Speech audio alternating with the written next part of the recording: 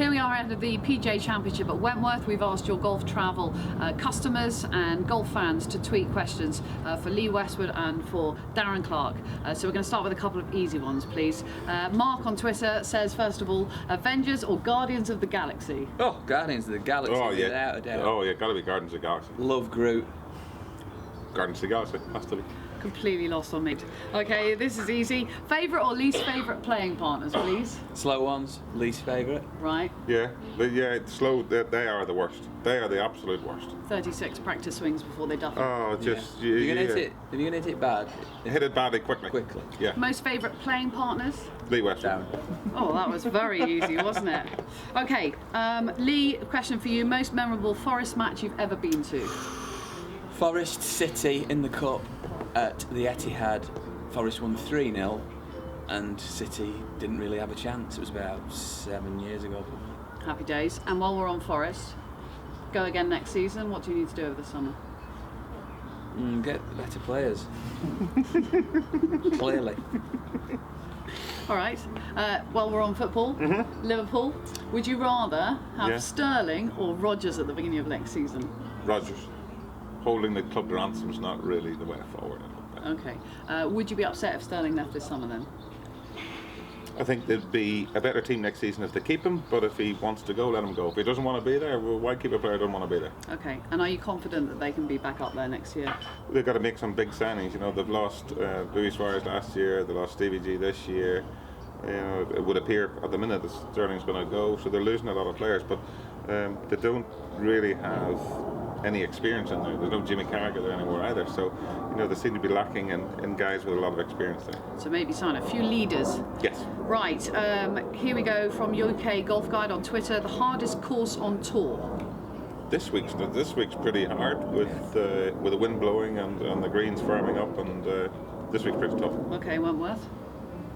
Yeah, I'd agree with that. I think this is no easy course anymore. You know, you used to stand there and look at it and think, yeah, you could shoot 65 or 64 around here in the olden days, and no, you do that after 15 holes. Getting your excuses in early then. Oh yeah. Okay, fine. Right, which course would you most like to play you haven't already? You travel around the world, you play a lot of courses. Are there any you've missed, you haven't? Cypress Point I'd like to play. Okay. I haven't played Memorial. Only term that I have never played that I'd like to play. Okay. Music, favourite bands, please. Snow Patrol. Very good. That's a Northern Irish band, isn't it? Well done, Georgie. Thank you. 10 out of 10. Thank you. Look at me with my music knowledge.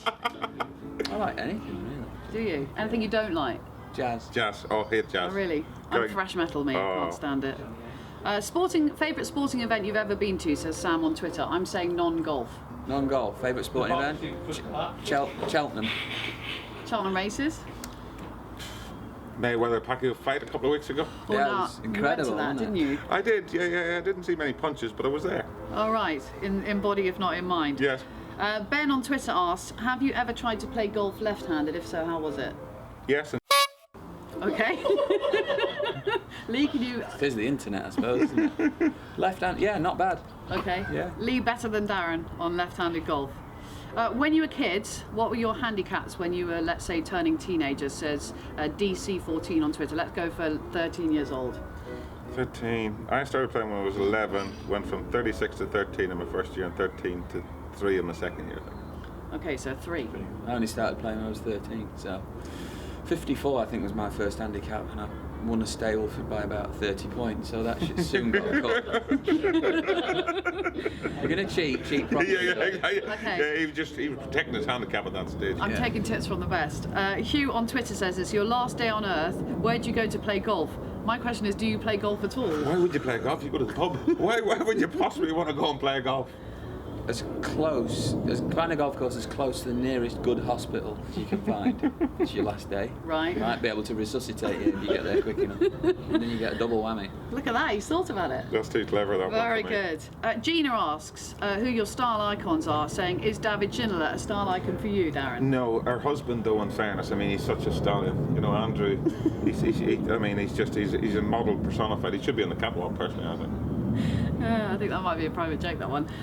Best restaurant you've ever eaten at, says I Sam noticed Jenkins. you didn't ask me there. No, I didn't. Sorry, Lee. Is Davigilla your style icon? I'm going to suggest no. Nicholson Worcester. Okay. Sam says best restaurant you've ever eaten in. Get your plugs in early, boys. Like the Cliff in Barbados. Yeah, Never been there. Very nice. It's good. Yeah. This is like a posh restaurant off, isn't it? I'm not going to be part of this conversation. Where Like have I been? Scott's in London. Yeah, I know Scott's. Where else is good in London? I've been to most of them. But I used to live Angela here. Hartnett's.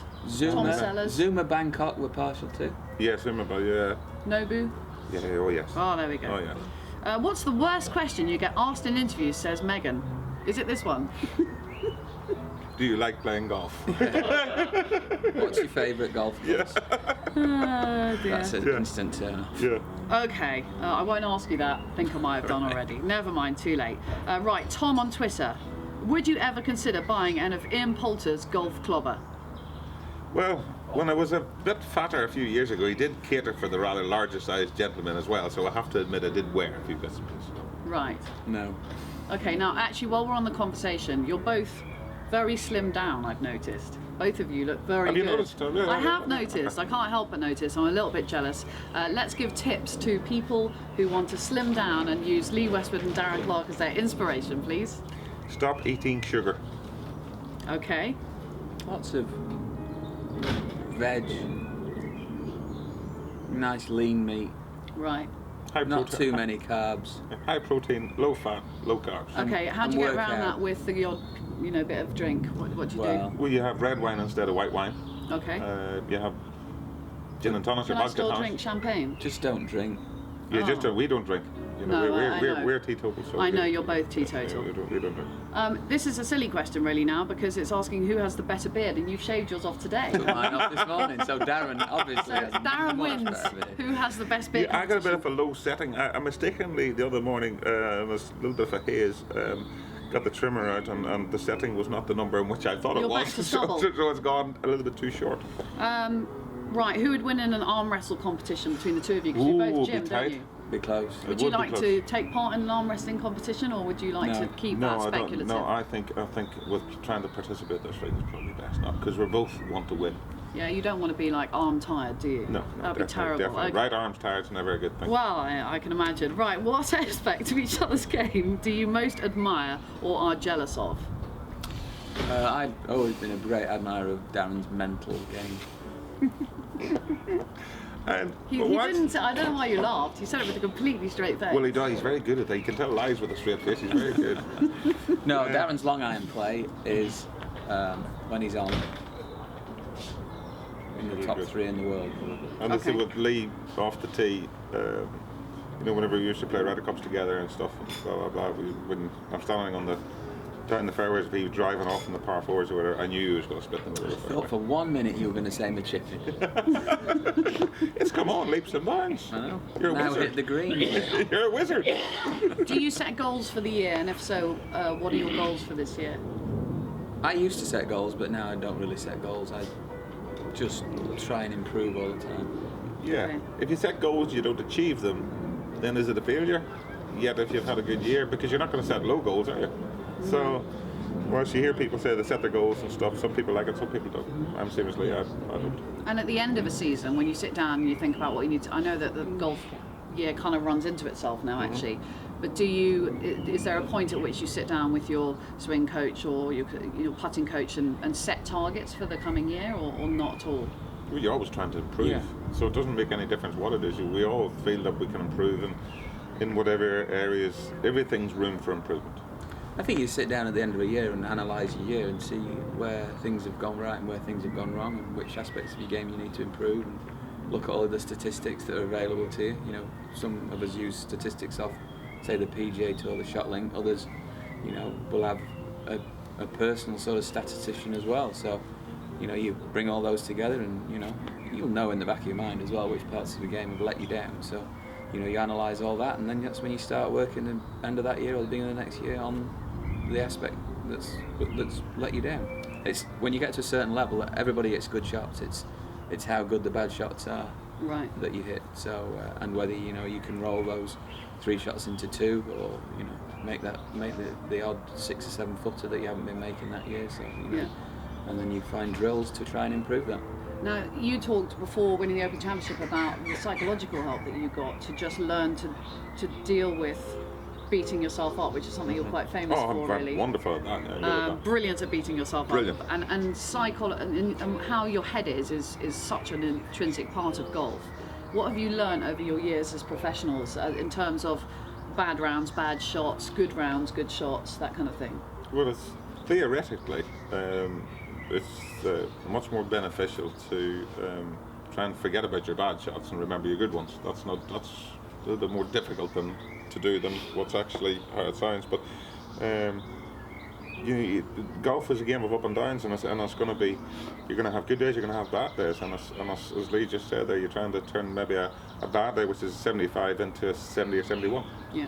You never know when your good days are coming. I played with a practice round with Darren at Royal St George's, and That was great that day. he actually walked a few holes because he couldn't face hitting the ball. Oh, I was so off. And about 4 or 5 days later, he was stood there like that. Holding the jump. With the claret jug. So there we go. That's the game. Let's finish with a stupid one from Katie on Twitter. Katie York. If you were a fruit or vegetable, what would you be and why? This is deep insight. Cucumber. And why?